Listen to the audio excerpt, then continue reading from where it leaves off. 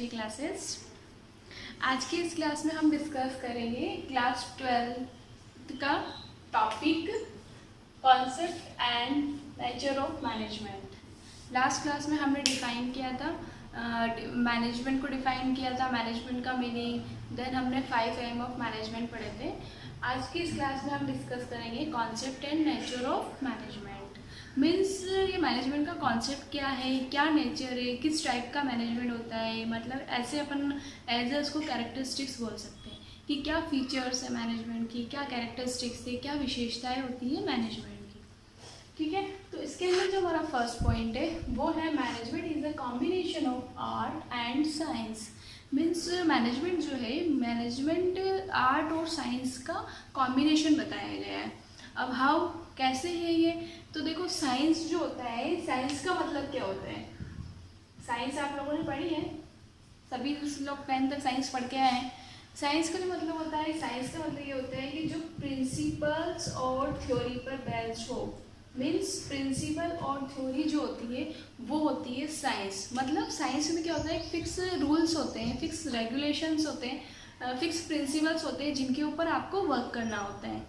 Okay, for example जैसे कि science में जो फॉर्मूला होता है कि वाटर का क्या फॉर्मूला है, ऑक्सीजन को O2 डिनोट करते हैं, कार्बन डाइऑक्साइड को CO2, तो वो कभी चेंज होता है क्या?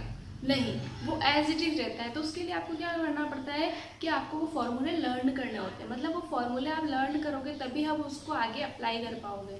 तो ये होता है साइंस। इसी को मैनेजमेंट में भी अप्लाई करना है। अब अप्लाई कैसे करना है बाद में बताती हूँ। नेक्स्ट जो होता है आर्ट।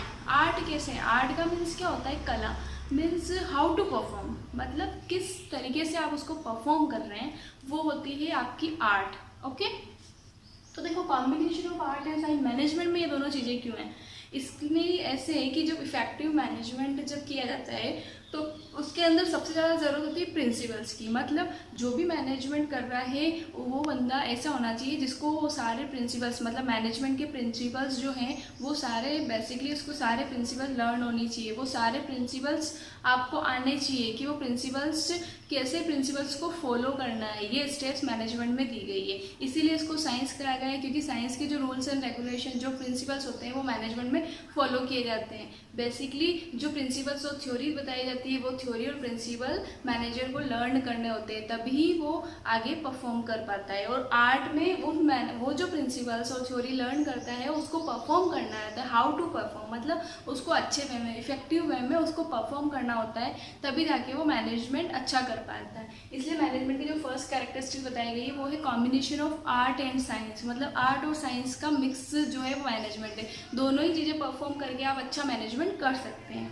ओके, नेक्स्ट पॉइंट है it is a goal oriented process. Simple सी चीज़ है, जब मैनेजमेंट किया जाता है तो मैनेजमेंट एक गोल को अचीव करने के लिए किया जाता है। मीन्स कोई भी गोल होगा आपके पास, कोई भी एम होगा, कोई ऑब्जेक्टिव होगा, तभी जाके आप मैनेजमेंट कंप्लीट कर सकते हैं। आप मैनेजमेंट क्यों करते हैं, गोल ओरिएंटेड प्रोसेस, गोल को अचीव करने के लिए।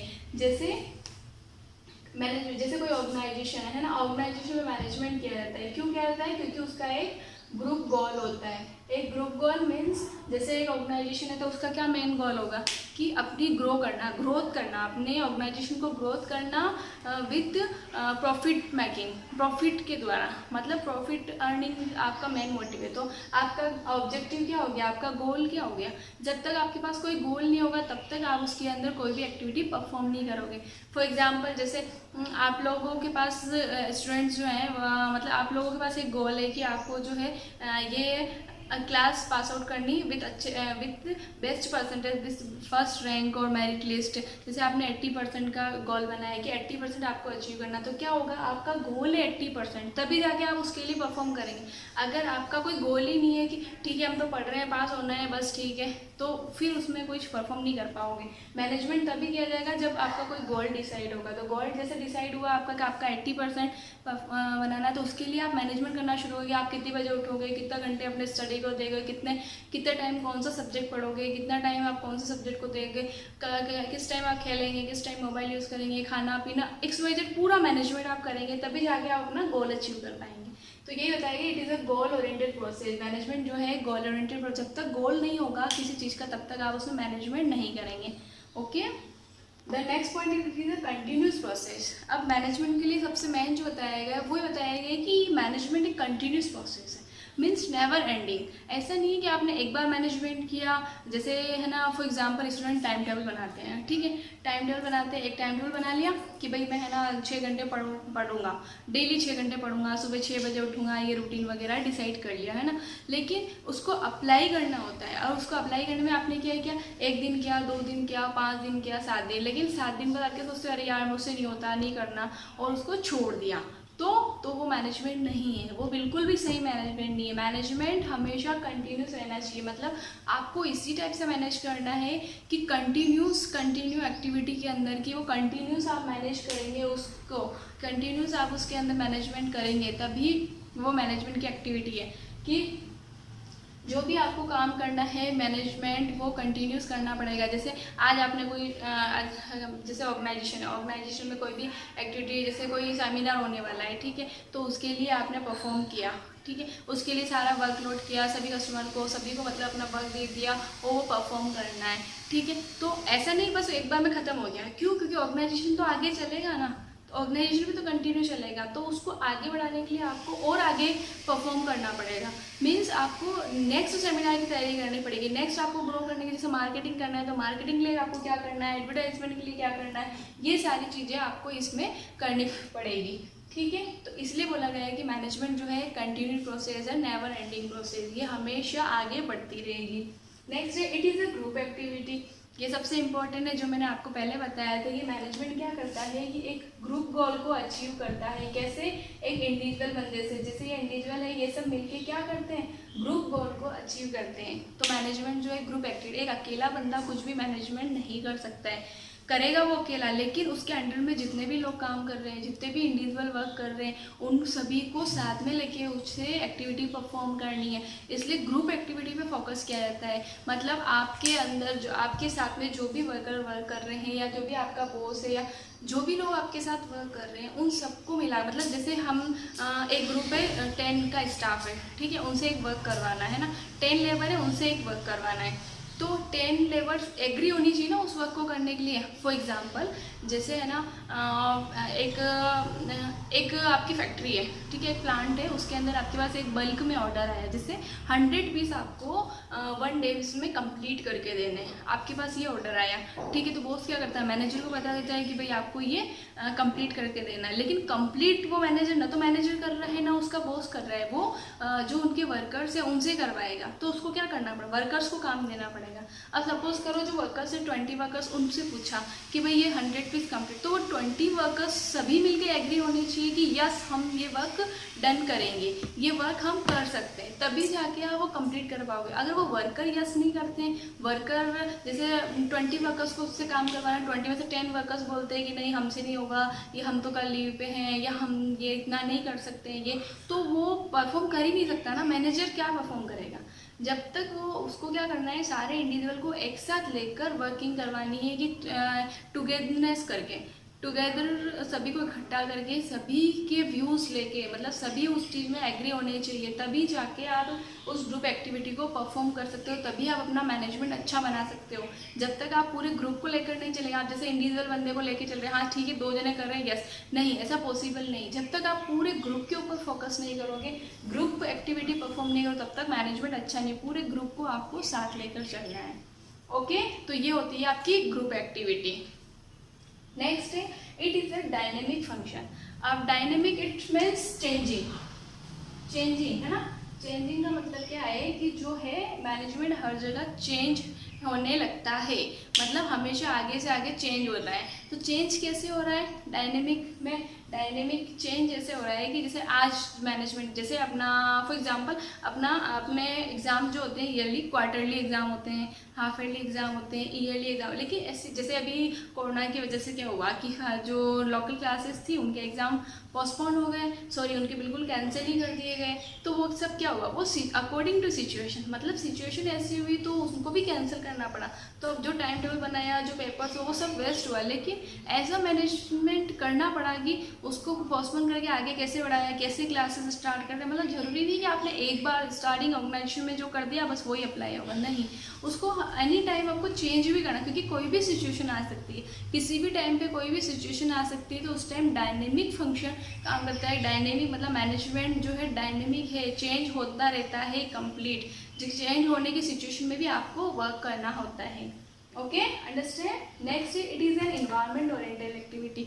ये environment oriented activity how environment oriented means जो है ये ऐसा तो है नहीं कि ये एक ऑर्गेनाइजेशन एक छोटे से एरिया पर है जो कि एक ही जगह वर्क करना है, नहीं, ये पूरी ओपन प्रोसेस है, बिल्कुल ओपन है। मतलब इसमें जो इंटरनल एक्सटर्नल फैक्टर्स सभी इसको अफेक्ट करते हैं। तो मैनेजमेंट की जो प्रोसेस है वो ऐसी होनी चाहिए कि वो इंटरनली इफेक्टिवली किसी को नेगेटिव इफेक्ट न दे। मतलब जो इन्वायरमेंटल ओरिएंटेड एक्टिविटी यानी पूरे इन्वायरमेंट को साथ लेते हुए इंटरनली एक्सटर्नली सभी वर्कर्स का देखते हुए उसको परफॉर्म करना होता है। तो उसको मैनेजमेंट प्रोसेस ऐसी ही बनानी है जिससे वो अपना मैनेजमेंट अच्छा परफॉर्म कर सके। क्योंकि कोई ये open process means internally externally सब लोग इसके अंदर इंक्लूड होते हैं, इसलिए आपको इन्वायरमेंट को ध्यान रखते हुए अपनी एक्टिविटी को परफॉर्म करना है। Next it is A multidisciplinary discipline. Management जो है मल्टीडिसिप्लिनरी का मतलब क्या होता है, डिसिप्लिन मतलब अनुशासन है ना, मतलब किसी एक फील्ड में, लेकिन मल्टीडिसिप्लिनरी मतलब बहुत सारे डिसिप्लिन्स को इंक्लूड करते हुए। इट मीन्स मैनेजमेंट की जो प्रोसेस है ये मल्टीडिसिप्लिनरी, इसके अंदर क्या है कि आगे की ये जो प्रोसेस है इसके अंदर आपको ये देखना है कि इसमें सभी टाइप की सब्जेक्ट्स मिक्स है। मतलब एज इकोनॉमिक, हिस्ट्री, सिविक्स और भी आपकी साइंस, थ्योरी, मतलब इन सभी को इंक्लूड करते हुए मतलब ऐसा नहीं कि आपको सिर्फ मैनेजमेंट थ्योरिकल वे में पढ़ना है, इसको प्रैक्टिकली अप्लाई करना है। तो आपको सभी का नॉलेज होना जरूरी है। मतलब बेस्ट मैनेजर वही है जिसके पास सारे सब्जेक्ट्स का नॉलेज हो, क्योंकि ये मल्टी डिसिप्लिनरी, इसमें इसको साइंस का नॉलेज भी आएगा, इसमें इकोनॉमिक्स का नॉलेज भी आएगा, इसमें मैथ्स का नॉलेज भी आएगा, इसमें सभी फील्ड का नॉलेज आएगा, है ना, इसीलिए इसको मल्टी डिसिप्लिनरी अप्रोच कहा गया है। Next it is intangible it means can't be touch and see. मतलब मैनेजमेंट है, मैनेजमेंट फील्ड है, मैंने हमको पता है कि मैनेजमेंट है, लेकिन आप मैनेजमेंट को टच नहीं कर, जैसे ये बोर्ड है इसको मैं टच कर पा रही हूँ, ठीक है, लेकिन मेरी वॉइस है, क्या मेरी वॉइस को आप टच कर सकते हैं या मैं अपनी वॉइस को टच कर सकती हूँ? नहीं। लेकिन आपको ये तो मतलब जैसे वीडियो चल रही है तो आपको पता है ना कि मैम बोल रही है, मैम की वॉइस आ रही है, मैम का ऑडियो ऑन है, लेकिन वो आप उसको टच नहीं कर सकते हो, आपको उसको सीन नहीं कर सकते हो। तो सेम इज मैनेजमेंट है कि मैनेजमेंट एक इंटेंजिबल प्रोसेस है। मैनेजमेंट है, हमको फील होता है, हम फील करते हैं कि हाँ, जैसे जिस ऑर्गेनाइजेशन में, किसी भी अकेडमी ले लो या किसी ऑर्गेनाइजेशन में हम जाते हैं तो उस ऑर्गेनाइजेशन के मतलब हम जाते हैं उससे है ना रूबरू होते ही हमको थोड़ा सा आइडिया लग जाता है कि ये मैनेजमेंट, यहाँ पर मैनेजमेंट कैसा है, ठीक है, लेकिन हम उसको फील नहीं कर सकते। हमको वहाँ जाके कि यार मैनेजमेंट अच्छा है, वहाँ पर रिसेप्शन अच्छा है, सब लोग अच्छे से बात करते हैं, सारी चीज़ें, लेकिन उसको हम सीन नहीं कर सकते, उसको हम टच नहीं कर सकते हैं, ठीक है। तो मैनेजमेंट भी ऐसे ही इंटेंजिबल प्रोसेस है। नेक्स्ट है it is a pervasive at all levels. मतलब ये जो है सभी लेवल पर, परवेसिव मतलब सार्वभौमिक, मतलब हर जगह, यूनिवर्सल भी बोल सकते हैं इसको अपन। At all levels, all levels मतलब क्या हुआ कि top level, middle level, top, middle, supervisor level, इन सभी लेवल्स पे मैनेजमेंट अप्लाई होगा। ऐसा नहीं है कि मैनेजमेंट जो सिर्फ मैनेजर है तो वही अप्लाई करेगा, नहीं। मैनेजमेंट का जो लेवल होता है वो top, middle, lowest level and supervisory level, हर एक लेवल, सारे लेवल पर मैनेजमेंट आपको करना होगा। ऐसा नहीं कि आप सिर्फ एक मैनेजर है, उसने टॉप लेवल पर मैनेजमेंट कर लिया और वो ही मैनेजर, नहीं। इसीलिए इसको बोला गया it is a pervasive at all level, मतलब सभी लेवल पर मैनेजमेंट जो है अप्लाई होगा। Okay, and then last one is management is optimally utilising the resources. मतलब मैनेजमेंट जो है ऑप्टिमली यूटिलाइज करता है रिसोर्सेज का।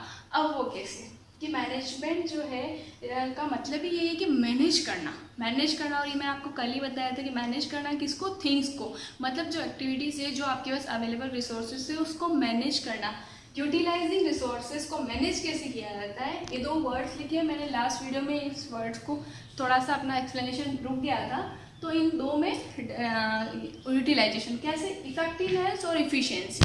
हाउ इफेक्टिवनेस फिर होता है completion of work on time, means आपका जो वर्क आपको दिया है उसको इफेक्टिवनेस मीन्स होता है कि वर्क को टाइम पे करके देना है। फॉर एग्जाम्पल, जैसे आपको पेपर का ड्यूरेशन का टाइम होता है 3 ओवर, 3 ओवर टाइम होता है। इट मीन्स क्या हुआ, इफेक्टिवनेस कब होगा, जब बंदा उसको 3 ओवर में कंप्लीट कर लेगा, या 3 ओवर से कम में, मतलब कि 2:30 पे या 2.5 ओवर या 2:45 मिनट्स में आप इसको कंप्लीट कर, मतलब कुल मिला के जो आपको टाइम डिसाइड किया है उस टाइम में आपने कंप्लीट कर लिया है। ओके, इफिशियंसी का मतलब होता है completion of task with minimum cost and maximum utilisation of resource है।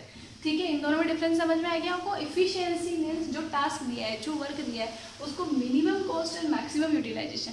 जैसे आपको 3 ओवर का टाइम दिया और आपकी जो कॉपीज है वो 28 पेज की कॉपी है, ठीक है, उस कॉपी को कंप्लीट, ऐसा नहीं जैसे किसी ने 2 घंटे में पेपर कर लिया तो आप मानोगे कि यार इसने अच्छा इफेक्टिवनेस किया, नहीं, 2 घंटे में पेपर किया, लेकिन ये देखो उसने पूरा पेपर कंप्लीट किया है कि नहीं किया है, क्योंकि टास्क क्या है, पूरे पेपर को कंप्लीट करना। पेपर में फर्स्ट में लिखा आता है ना, all questions are attempt compulsory, मतलब सबको अटेम्प्ट करना कंपल्सरी है। तो आपको जो इफिशियंसी में टॉपिक देखना है वो देखना है कि जो भी आपको टास्क दिया है उसको कंप्लीट करना है मिनिमम कॉस्ट, मतलब जैसे आप कॉपी में कर रहे हैं तो कॉस्ट नहीं, लेकिन ये है कि आपको जो भी वर्ड लाइनें दी गई है, जितने भी वर्ड लिमिट दी है, उसी वर्ड लिमिट में, उस लिमिट को ध्यान में रखते हुए और मैक्सिमम यूटिलाइजेशन, मतलब आपकी कॉपी को यूटिलाइज करते हुए, रिसोर्सेज क्या है आपके पास, कॉपी पेन ही है, उसको यूटिलाइज करते हुए आपको इफिशियंसी प्रदान करना है। ठीक है, तो इन दोनों का जो मेन डिफरेंस है, अब देखो इफेक्टिवनेस में मेन जो दिया जाता है वो रिजल्ट पे ध्यान देता है कि रिजल्ट आपको बेस्ट देना है इफेक्टिवनेस पे, कि जो आपका रिजल्ट है ना, रिजल्ट एकदम अट्रैक्टिव है, मीन्स आप पेपर को ऐसे अटेम्प्ट करो कि एग्जामिनर खुश हो जाए। नेक्स्ट है इफिशियंसी में कॉस्ट कम आए, मीन्स कम टाइम में आप अच्छे से ऐसा वर्क करो कि आपको, जैसे कॉस्ट कम मतलब कि आप थको नहीं, आप टायर्ड नहीं हो, आपकी उंगली दर्द नहीं हो, और आप पेपर को कम टाइम में और पूरी कॉपीज़ को फिल करते हुए अच्छे से इस वर्क को कर पाओ। ओके, ये अंडरस्टैंड हो गया आपको। आई होप ये दोनों वर्ड्स का डिफरेंस आपको समझ में आ गया हो। फिर भी कोई प्रॉब्लम हो तो आप मुझे कमेंट बॉक्स में कमेंट करके पूछ सकते हो। ओके, एक बार आप स्क्रीन का स्क्रीनशॉट ले जाइए, मैं थोड़ा हट जाती हूँ। ले लिया आपने स्क्रीनशॉट? ओके, आई होप ये क्लास आपकी यहीं पे एंड कर दें। आज आपको कॉन्सेप्ट और nature of management I hope समझ में आ गया होगा। फिर भी आपको कोई क्वेरी है तो आप कमेंट बॉक्स में कमेंट करके पूछ सकते हैं। Okay, thank you so much and like and share my videos.